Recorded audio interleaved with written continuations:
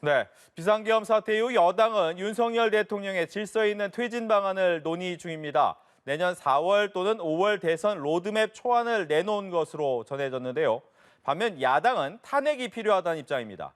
자세한 내용 국회 나가 있는 취재기자 연결해서 알아보겠습니다. 홍석준 기자.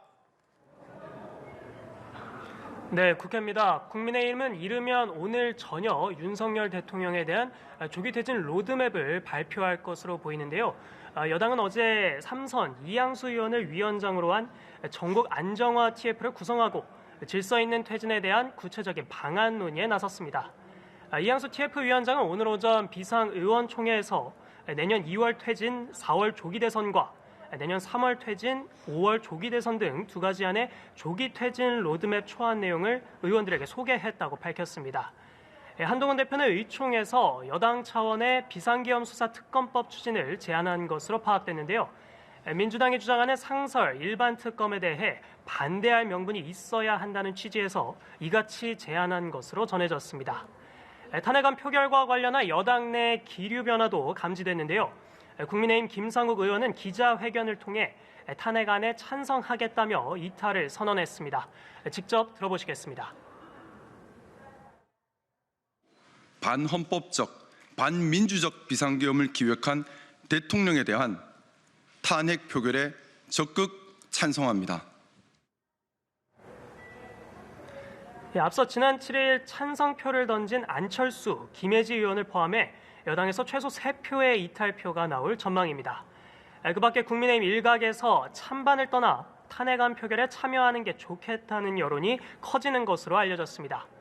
야당도 탄핵안 통과를 위해 여당의 표결 참여를 촉구하고 있는데요. 더불어민주당 이재명 대표는 오늘 최고위원회의에서 국민의힘도 투표에 참여해야 한다고 강조했습니다. 직접 들어보시죠. 오는 14일 2차 탄핵 표결에 헌법과 국민의 뜻에 따라서 당당히 투표에 참여하십시오.